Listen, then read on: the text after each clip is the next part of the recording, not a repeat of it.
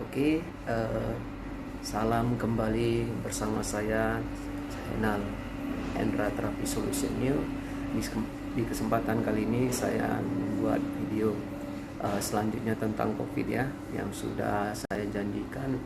Ini info COVID yang kedua tentang gejala yang kita terima jikalau kita terkena COVID ya. Nah, saya akan membahas sedikit tentang ini karena kita harus mengetahui gejala-gejala yang kita terima. Karena kenapa? Terkadang waktu kita bersin, batuk ataupun kita sesak napas belum tentu itu COVID gitu ya. Nah, jadi kita jangan salah kaprah. Sedikit-sedikit kita flu atau batuk kita dibilang kena COVID gitu. Jadi kita harus tahu gejala umumnya COVID itu seperti apa. Oke. Nah, jadi masing-masing orang itu memiliki respon yang berbeda ya. Respon yang berbeda terhadap COVID-19 ini. Oke. Ada yang biasa, ada yang sedang, ada yang parah ya. Ada pun yang tanpa dirawat di rumah sakit juga dia bisa sembuh ya. Nah, seperti itu. Oke. Nah, gejalanya ini ada 3. Gejala umum, gejala yang tidak umum, dan gejala yang serius. Oke. Ketiga itu yang kita bahas pertama gejala yang paling umum, yaitu dia demam ya, demam, batuk kering, dan juga kelelahan. Itu gejala umumnya ya. Nah, biasanya itu rata-rata kita kena setelah kita terjangkit COVID itu 5-6 hari itu terkadang dia bisa muncul gejala yang bisa dia gejala umumnya, bisa dia gejala yang tidak umum, bisa gejala serius, tergantung antibodi yang ada pada tubuh kita gitu melawan virus itu seperti apa. Jikalau tubuh kita merasa tidak sanggup ataupun tidak mampu, maka jadi sebelum di video yang terpotong itu saya ada mengatakan bahwasanya gejala COVID ini dia akan muncul 5-16 hari ya. 5-16 hari, bisa sampai 14 hari tergantung kondisi tubuh seseorang ya. Jadi semakin tubuh seseorang itu kuat, semakin dia lama kena COVID gitu. Semakin lama muncul, biarpun dia ada infeksi, ada tertular gitu, tapi karena antibodi kita terus membentengi supaya virus itu tidak masuk dan tidak menggerogoti jaringan-jaringan sel kita, maka kondisi tubuh kita akan tetap fit, tetap sehat. Makanya diperlukan kita mengkonsumsi vitamin C ya. Vitamin C itu tujuannya adalah untuk sebagai antibodi ya, gitu ya, antibodi tubuh kita gitu. Nah, itu bisa dari jambu bol, bisa dari jeruk ya, bisa dari mangga ya. Nah, masih banyak lagi ya. Ya, manggis juga bisa ya. Nah, manggis masih banyak sih yang bisa membuat daya tahan tubuh kita bisa tetap kuat dan fit ya. Nah, oke. Jadi kita akan lanjut di gejala. Di kan udah kita bahas gejala umumnya nih. Nah, ini sekarang kita gejala yang tidak umum ya. Gejala yang tidak umum itu seperti apa gitu. Nah, saya ada tulis beberapa poin supaya saya tidak lupa. Saya tulis di sebuah catatan dan saya akan memberikan kepada Anda. Tadi ada gejala yang umum, ini gejala yang tidak umum. Satu lagi nanti ada yang gejala serius ya. Oke, nah saya akan memberitahukan gejala yang tidak umum ya. Yang tidak umum itu rasa tidak nyaman dan nyeri gitu. Nah, dia sebenarnya ini harus dia berbarengi dengan gejala umum tadi. Gejala umum tadi ya. Gejala umum tadi itu kan demam, batuk kering, dan juga kelelahan. Nah, di 3 poin ini dia berbarengan dengan gejala yang tidak umum gitu. Nah, rasa tidak nyaman dan nyeri ya. Poin yang pertama ini rasa tidak nyaman dan nyeri gitu. Oke, yang kedua itu nyeri di tenggorokan kita gitu. Nyeri tenggorokan itu biasa kita kalau nelan ludah sering sakit gitu ya. Kita susah bernapas gitu. Biasa seperti itu. Nah, yang saya catat adalah diare ya, diare. Kita pencernaan kita berat. Kalau saya kaji dari apa yang saya pelajari, apa yang saya tulis gitu. Nah, muncul pandangan seperti ini, bahwasanya COVID itu bukan hanya menyerang di pernapasan kita gitu. Dia juga menyerang di pencernaan kita gitu. Nah, dia menyerang di pencernaan kita. Jadi jangan anggap sepele COVID ini gitu ya. Jangan anggap sepele COVID ini. Kita harus berhati-hati ya, berhati-hati, menjaga jarak ya, menjaga jarak gitu ya. Jangan sampai kita yang tadinya nggak ada terinfeksi sekarang menjadi terinfeksi. Kita mesti apa ya mesti menyendiri gitu ya, dan ya pasti kita merasa kesepian dan itu satu hal kalau yang terdampak kena virus COVID-19 ini, rasa kesepian itu membuat dia semakin down gitu, semakin antibodinya semakin lemah gitu. Itu udah jelas, itu jelas psikolognya seperti itu gitu. Nah, seperti itu. Jadi itu ada kaitannya. Jadi kita harus menjaga diri kita sebaik-baiknya. Oke. Itu yang poin kedua. Poin ketiga, yang poin keempat, konjungtivitas. Itu mata kita kemerah-merahan ya, mata kita seperti terasa nyeri, perih gitu ya. Seperti kita air mata kita mau mengalir terus gitu loh. Seperti itu ya. Nah, bukan sakit mata ya, bukan sakit mata, tetapi mata perih gitu. Beda mata perih dengan sakit mata gitu ya. Nah, seperti itu. Yang kelima itu kita rasa sakit kepala gitu, pening ya. Nah, biasa kalau kita flu atau demam itu biasa kena ke kepala kita juga gitu loh. Nah, itu sering terjadi hal seperti itu.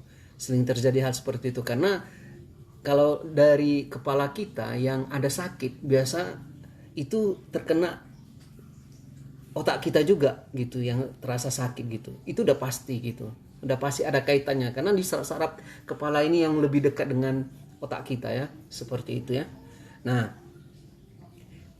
itu poin yang selanjutnya, dia menghilangkan indera perasa dan penciuman kita. Nah, seperti kalau kita sedang flu gitu ya, kita kadang rasa yang kita makan itu ya nggak enak gitu, nggak ada rasa gitu, seperti itu ya. Nah, terus yang poin selanjutnya ini, di ruang kulit kuku kita ini jelas kelihatan berbeda. Ada yang warna abu-abu ya, ada yang bisa warna hitam, ada yang bisa warna kuning. Dia tergantung kondisi tubuh kita. Dia kelihatan dari ruam-ruam jari kuku kita. Dia akan nampak jelas kelihatan. Kalau saya ini adalah masih kuning ya, nggak masih kuning. Kalau kuning dia masih gejala ya, masih gejala, dan tidak. Kalau saya kuning itu gejala dalam arti kata kan, ini yang saya punya ini, saya ada sedikit jantung saya bermasalah dan sesak saya, paru-paru saya ya. Cuma dia nggak parah, kuningnya ini kuning apa ya, kuning nggak ke kuning sekali, kuning pekat lah gitu, nggak kuning pekat ya. Nah ini, nah terus kalau dia kuning pekat, nah itu bermasalah sekali dengan jantungnya gitu. Dia udah menampakkan gejala yang agak mulai serius ya. Nah kalau dia yang abu-abu ya, waduh. Oke, saya akan melanjutkan kembali. Terus kalau yang abu-abu, ruas kuku jari kita ini, nah itu menandakan gejala yang sudah mulai parah ya. Dia abu-abu ke hitam-hitaman dia. Nah itu berarti sudah jelas kelihatan dari tubuh kita ya, tubuh kita. Nah kalau kehitaman itu udah parah sekali dia. Itu udah jelas parah sekali ya, itu ya. Kalau dari perubahan warna pada jari tangan kita ya. Oke, terus nah itu tadi gejala yang tidak umum. Sekarang gejala yang serius. Nah gejala yang serius itu pertama adalah kesulitan bernafas. Nah kesulitan bernafas atau sesak napas ya. Nah, biasanya ini terjadi di antara 14 hari sampai ke 21 hari ini ya. Sesak napas ini gejalanya ya. Nah, seperti itu. Terus nyeri dada, dia berbarengan dengan nyeri dada. Nyeri dada ya. Oke. Nyeri dada itu seperti ini gitu. Dia seperti kita bergerak sedikit terasa sakit gitu. Nah nyeri dada seperti itu. Nah dan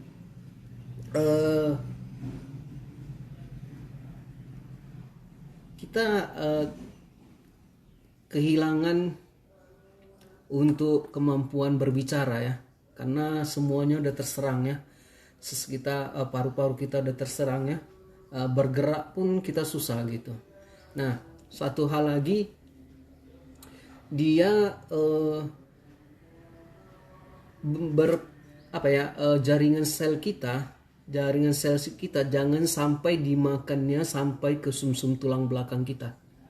Itu ya. Jangan sampai termakan sampai ke sumsum tulang belakang kita. Kalau udah sampai ke sana virus itu, maka kita sudah jelas sekali tidak akan bergerak, kita bisa dibuatnya lumpuh. Nah, sudah lumpuh, udah jelas otomatis kita ya, kalau dibilang sudah 90% lah. 90% sudah kita dibilang tidak bisa normal kembali. Hanya bisa 10% lah yang bisa dibilang normal kembali. Itu pun ya kita bilang adanya mujizat ya, adanya mujizat ya, mujizat. Ya tidak ada yang mustahil sih bagi Tuhan, tidak ada yang mustahil bagi Tuhan. Jadi tapi ya kita pun harus menjaga jangan sampai terjadi hal seperti itu. Nah ini aja sharing dari saya. Untuk kedepannya, untuk video selanjutnya besok saya akan memberikan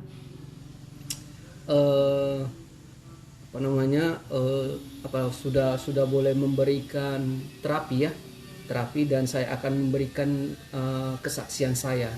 Sebenarnya saya sebelum COVID ini muncul gitu, saya sudah terserang duluan gitu. COVID-19 ini gitu, saya terkenanya di bulan 6 gitu. Saya kenanya di bulan 6 gitu. Covid ini muncul kan di bulan 12 gitu. Saya ini kenanya itu begini ceritanya ya. Saya akan berikan sekilas saja. Nanti di besoknya saya akan memberikan secara terperinci ya. Jadi ini kan virus ini sebenarnya itu dari hewan ke manusia. Nah ini saya terkena itu dari kelelawar ya. Kelelawar pas saya ini kejadiannya pas waktu malam gitu. Pas saya pulang dari ibadah malam gitu kan. Tidak sengaja waktu saya menuju pulang gitu di samping di gereja saya tempat beribadah itu ada apa ya, ada pekarangan, ada sisa tanah ya, sisa tanah, dan banyak di situ pokok pisang gitu. Nah kelelawar suka di pokok pisang gitu, hingga di pokok pisang. Nah dia memakan pisang itu, dan waktu saya lewat itu makanannya itu jatuh ke mulut saya dan ke tangan saya gitu. Saya sempat tercicip sayang gitu, dan sisanya itu saya bilang sama istri saya sempat foto ya, untuk masih anak nggak filenya sama istri saya. Nah saya ada sempat foto, dan di tangan saya itu ada bekas gitu, ada bekas makanan kelelawar itu. Saya bilang saya sama istri saya ini ada sisa makanan dari kelelawar gitu. Gimana ya kalau saya makan apa ada vitaminnya gitu ya, saya pikir gitu loh. Saya ada sempat berpikir karena udah saya sempat cicipin, rasanya manis gitu. Nah seperti itu. Tapi ya akhirnya ya kan Anda tahu sendiri, nanti akhirnya saya akan menceritakan di season berikutnya ya. Anda kalau penasaran terus ikuti channel ini. Oke, salam sehat, salam Hendra Terapi Solutionnya. Jangan lupa subscribe, jangan lupa like, share, sehingga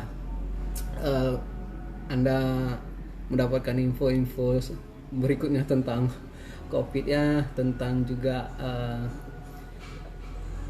hasil karya saya gitu ya, dan juga tentang terapi lainnya. Terima kasih, salam sehat, salam Hendra Terapi Solutionnya.